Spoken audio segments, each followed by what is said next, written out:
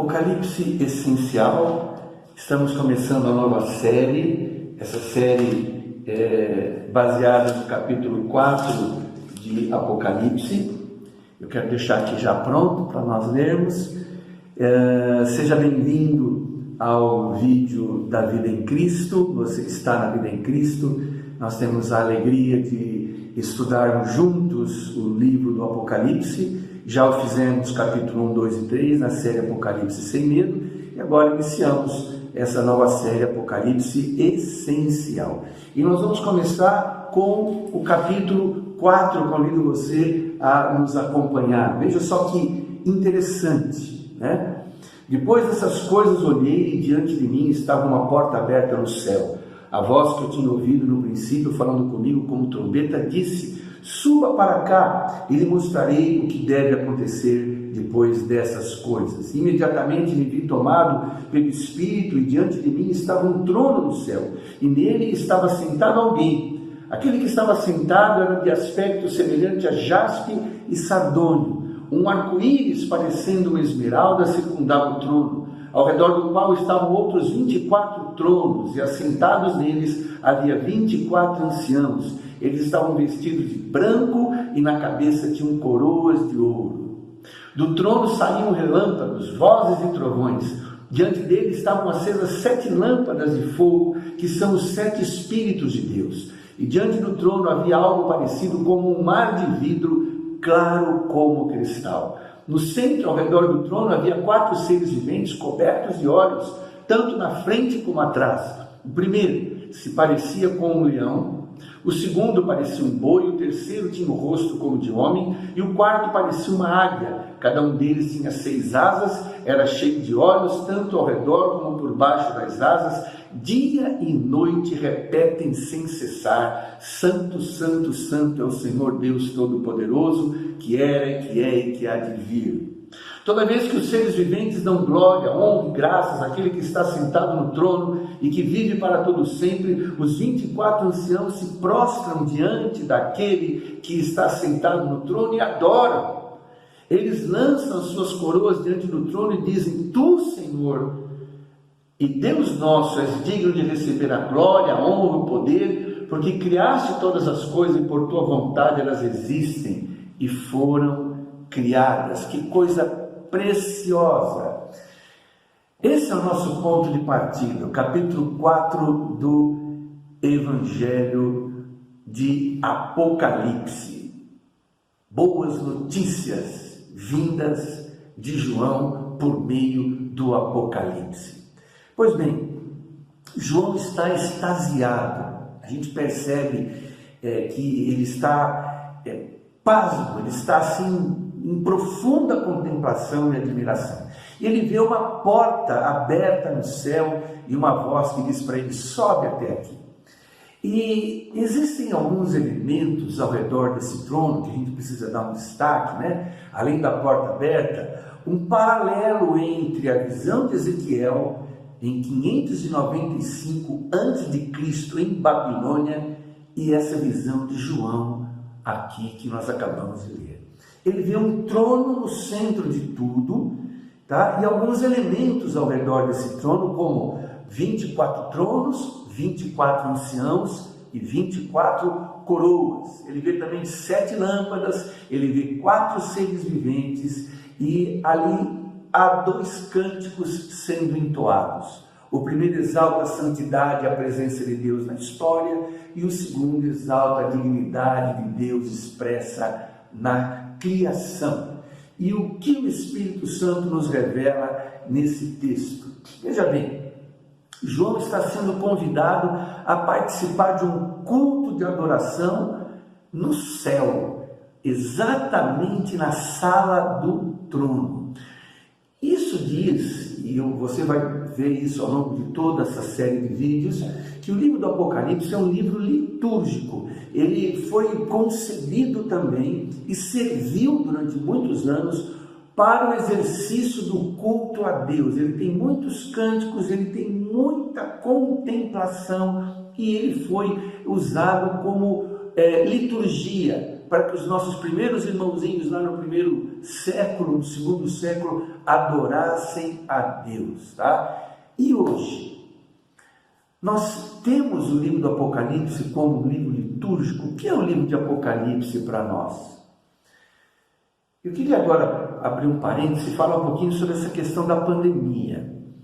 Essa pandemia tem nos ensinado algumas coisas. Uma delas é que com as igrejas fechadas, os templos fechados, muitas pessoas tiveram sua fé abalada. E por quê? Eu creio que o motivo é que o formato do culto gerou uma certa dependência. Nós dependemos daquele formato de culto, abertura, uma palavra inicial, um tempo de louvor, uma pregação, o ofertório ou vice-versa. Então, nós dependemos muito dessa caixinha, desse formato, desse rótulo. Então, nos vimos sem poder nos reunir naquele endereço costumeiro. Isso, infelizmente, abalou a fé de alguns. Por quê? Porque os nossos cultos são muito sensoriais. Eles dependem muito daquilo que os nossos olhos veem, do que os nossos ouvidos ouvem, e muito pouco de uma expressão que vem de dentro, que vem do Espírito e vai em direção a Deus.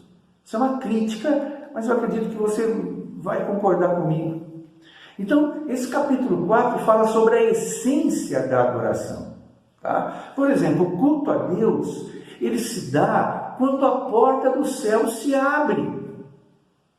A porta do céu aberta significa que nós podemos entrar. Toda porta aberta é um convite a gente participar daquele ambiente, penetrar naquela condição. Grandes coisas Deus revelou a João no livro do Apocalipse. E essa questão de porta aberta me faz lembrar muito de Jacó, quando ele fugia de seu irmão Esaú. Ele tem uma experiência em Betel, e naquela experiência ele tem um sonho, alguma coisa assim fantástica. Ele vê anjos subindo e descendo numa conexão contínua entre o céu e a terra, e ele diz lá no capítulo 28, versos 16 e 17, na verdade o Senhor está nesse lugar e eu não sabia, e temendo disse, quão temível é esse lugar, é a casa de Deus, é a porta dos céus. Nós precisamos voltar a ter consciência da porta dos céus abertas em nossos cultos.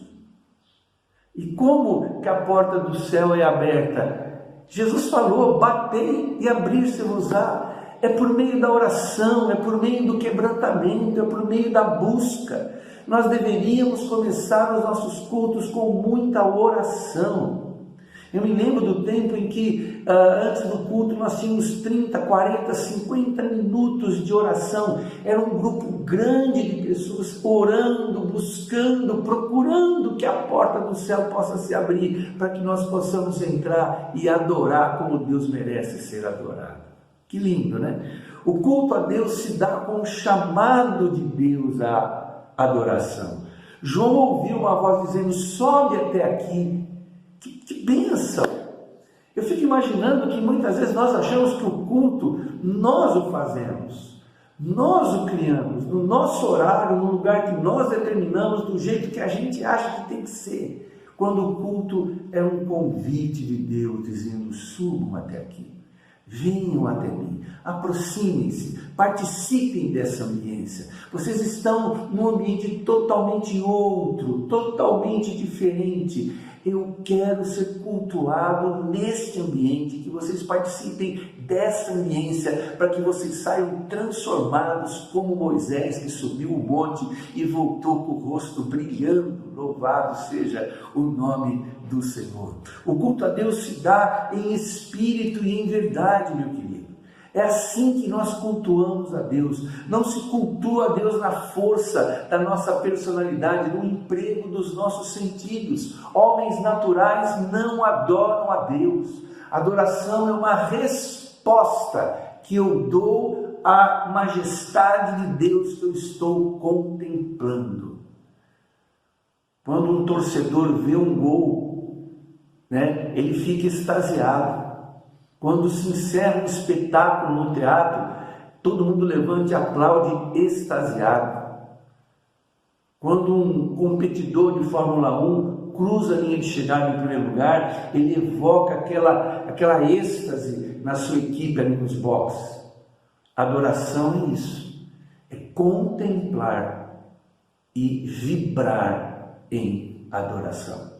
E o culto a Deus também depende de que nós tenhamos um lugar. Sim, esse lugar pode ser aquele endereço da igreja, mas ele pode ser debaixo de uma árvore, ele pode ser caminhando numa praia, ele pode ser com a porta fechada no quarto, ele pode ser em família. Aliás, nós precisamos resgatar o culto familiar, o culto doméstico, o culto de pai, mãe e filhos, o avó, o tio, a tia, todos, família, buscando a Deus, levantando novamente o altar de Deus em nossos lares. Então, o que é essencial no culto? Deus é essencial no culto. É Ele que deve estar no centro de todas as coisas. O Espírito Santo, Ele que deve dar a liberdade e proporcionar aquele ambiente. Adoradores em espírito, isso é essencial ao culto. Eu fico muitas vezes me perguntando, que resposta eu tenho dado a Deus nos cultos que eu presto a Ele? Acabamos de ler o capítulo 4. O que esse capítulo 4, o que essas revelações provocam em você? O que nós devemos fazer depois que nós entendermos a essência da adoração? Como é que eu posso ler a Bíblia, fechar e dormir em paz? A leitura da Bíblia nem sempre nos dá paz. Muitas vezes ela nos causa crises. Essas crises acontecem quando nós comparamos o ambiente que nós estamos vivendo com o ambiente do céu. É para isso que a Bíblia nos foi dada. Para gerar algumas crises, gerar algumas reflexões, produzir alguma coisa que faça com que a gente fale, peraí, alguma coisa está errada aí, eu quero viver o certo. O que vai acontecer no próximo domingo quando eu estiver no culto? Como eu vou adorar a Deus? Eu preciso ir à igreja para adorar a Deus? Sim, eu preciso. Mas mais do que isso, eu preciso resgatar a essência da adoração. Que tipo de cristão eu tenho sido? Eu quero me arrepender, eu quero chamar você para curtir esse momento de arrependimento comigo. Vamos orar? Senhor, eu peço-te perdão por muitas vezes banalizar, diminuir aquilo que é glorioso, majestoso, sobrenatural, espetacular, que é a adoração contemplativa. Por favor, ó Deus, limpa o meu coração. Ajuda-nos a resgatar esse encantamento e que isso possa ser algo que vem do Espírito, Senhor. Nós nos recusamos a adorar segundo os nossos sistemas sensoriais. Que a nossa adoração seja em espírito e em verdade, eu te peço, em nome de Jesus. Amém. Se esse vídeo trouxe bênção para você, não se esqueça de compartilhar, deixar seu like, para que mais pessoas possam ir resgatando ao longo dessa nossa série de vídeos realmente aquilo que é essencial na nossa vida cristã. Apocalipse essencial. Um grande abraço, Deus te abençoe e até o próximo vídeo.